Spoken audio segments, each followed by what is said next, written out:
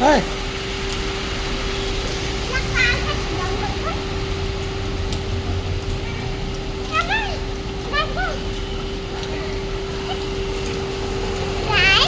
ఎంత బాగుందో కదా చూడండి.